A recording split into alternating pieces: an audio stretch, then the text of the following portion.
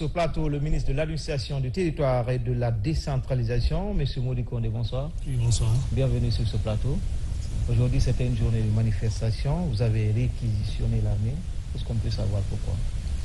Et comme vous le savez, à la prise du pouvoir par le CNRD, le 5 septembre, le colonel Doumbouya et ses compagnons, dans la logique d'assurer une gouvernance vertueuse, mais également une gouvernance participative, avaient fait appel à toutes les composantes de la nation au palais du peuple pour des discussions qui ont abouti à l'élaboration d'un certain nombre de principes qui devaient gouverner notre pays pendant cette transition.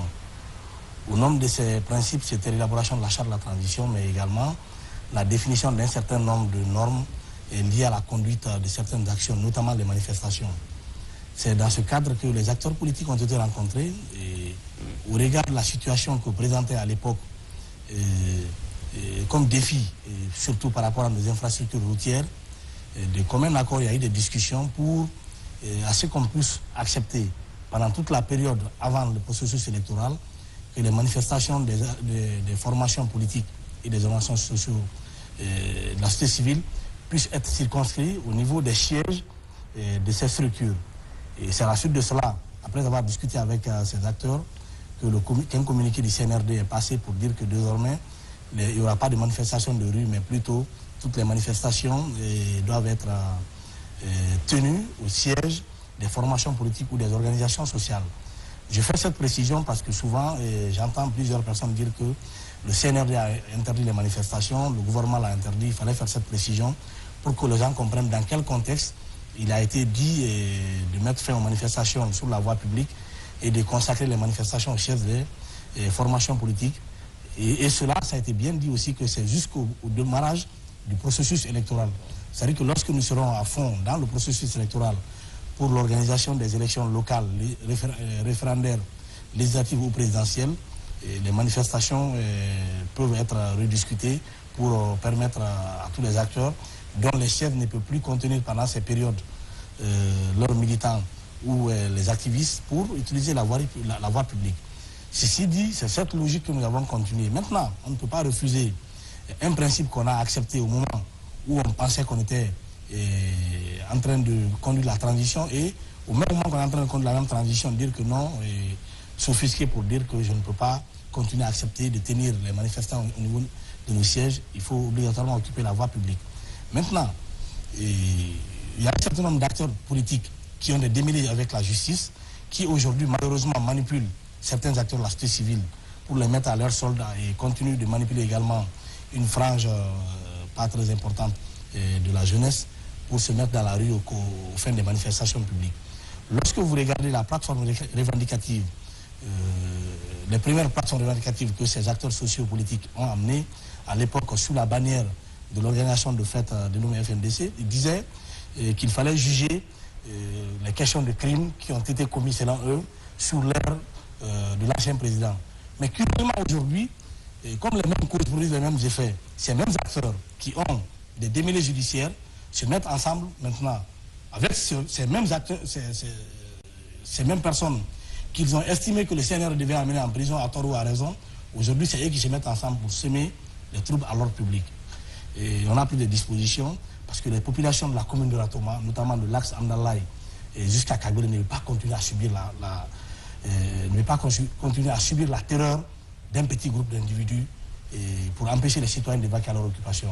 C'est pourquoi nous avons pris des dispositions de façon légale pour demander aux forces de police, aux forces de gendarmerie, de pouvoir maintenir l'ordre public, protéger les citoyens et leurs biens. Parce que vous êtes témoins, les 2 dernières semaines à Conakry, les citoyens de ces quartiers ont subi toute la terreur de la part de ces jeunes qui ne sont pas des manifestants, mais c'est plutôt des badauds qui sont préparés, on les distribue de l'argent, de la drogue, on incite des mineurs à se droguer pour venir s'attaquer aux paisibles citoyens, leurs véhicules. Vous avez vu ici des vidéos qui ont circulé où en pleine journée, des enfants, des adolescents viennent s'attaquer à des personnes, à des taxis où il y avait des femmes et des enfants à bord.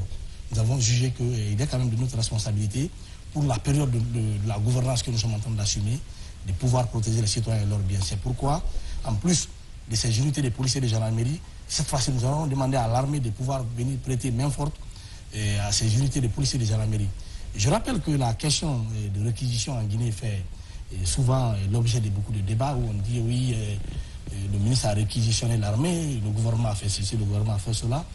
Ce que la plupart des Guinéens ne savent pas, c'est qu'en 2015, ce sont aujourd'hui ceux qui sont dans les rues en train de s'aimer les troubles à l'ordre public, et notamment l'UFDG et le RPG. Ce sont ces deux formations politiques qui ont concocté cette loi sur le maintien d'ordre. À l'époque, j'étais acteur de la société civile.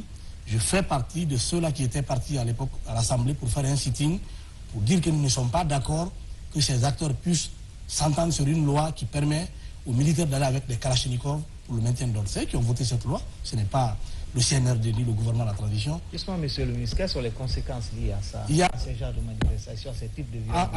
En réalité, c'est tout à fait légal. Cette loi a été votée. La loi 009 portant le maintien de l'ordre public à la République de Guinée a été votée par l'Assemblée nationale à l'époque, dirigée par le RPG et co-présidée par l'UFDG. Donc c'est eux qui ont voté cette loi. Et l'article 27 de cette loi est très clair. Vous avez une schématisation d'autorités qui peuvent recourir, qui peuvent faire la réquisition. En premier lieu, vous avez les maires et toute autre entité en assumant les fonctions d'exécutif communal, comme aujourd'hui nous avons le cas dans certaines collectivités qui sont gérées par des délégations spéciales, donc ils ont compétence de recourir à la police, à la gendarmerie et à l'armée pour venir maintenir l'ordre public ou imposer l'ordre public dans leur circonscription. Vous avez en second lieu les sous-préfets, vous avez les préfets, les gouverneurs et le ministre de l'administration du territoire et de la décentralisation et ensuite le président. Maintenant, ce que beaucoup de personnes ne savent pas, lorsqu'il s'agit de faire maintien d'ordre dans une commune rurale ou dans une commune urbaine, c'est le maire qui a compétence à réquisitionner les forces pour venir intervenir, à travers une réquisition particulière. Maintenant, lorsque on doit aller à un niveau un peu plus élevé, où c'est plusieurs collectivités qui sont concernées, toutes ces maires font ces réquisitions et le gouvernement, à travers le ministre de l'Administration du territoire, maintenant, appose sa signature sur une réquisition générale pour demander aux forces de venir. Maintenant, et lorsque vous prenez l'article 28 de la même loi, l'article 28 de la même loi dit clairement que les forces de maintien d'ordre, en premier niveau, c'est la police, deuxième niveau, c'est la gendarmerie, et le troisième niveau, c'est l'armée. Donc, l'utilisation de l'armée pour le maintien d'ordre est bel et bien légal à la République de Guinée, selon la loi L09 qui a été votée en janvier 2015. Justement, pour terminer, quel est le message que vous avez à l'endroit des acteurs politiques je pense que, pour les ramener à la table des négociations? Je pense que le message aujourd'hui est très clair. Nous avons vu quand même la journée d'aujourd'hui. Les citoyens sur l'axe Amdallah jusqu'à Kagbele n'ont pas subi de terreur. Ça prouve que lorsque ces badauds-là sont mis hors d'état de nuire, les choses peuvent se passer très bien. C'est le lieu pour moi de remercier vraiment les paisibles citoyens, les élus locaux des 6 communes de la capitale Conakry, mais également les présidents des conseils de quartier, les remercier pour leur bonne collaboration avec les services de sécurité aujourd'hui, police, gendarmerie et armée, pour continuer à aider à traquer ces badauds dans les quartiers qui viennent s'aimer la terreur, qui s'accaparent des biens des citoyens qui ne peuvent pas être acceptés. Donc, je remercie également ces forces de sécurité qui ont quand même travaillé aujourd'hui avec assez de professionnalisme dans le cadre de l'exécution des mandats qui leur ont été confiés. Et ce travail va continuer tant que les citoyens de Ratoma vont continuer à subir la terreur de ces bandits, de ces badauds qui viennent pour s'attaquer à eux, à leurs biens. Ces unités de police de la gendarmerie vont rester sur place pour continuer à protéger les citoyens. Et l'autre appel, c'est à ces citoyens qui sont dans ces quartiers. Demain, qu'ils sortent tous, qui va caler l'occupation.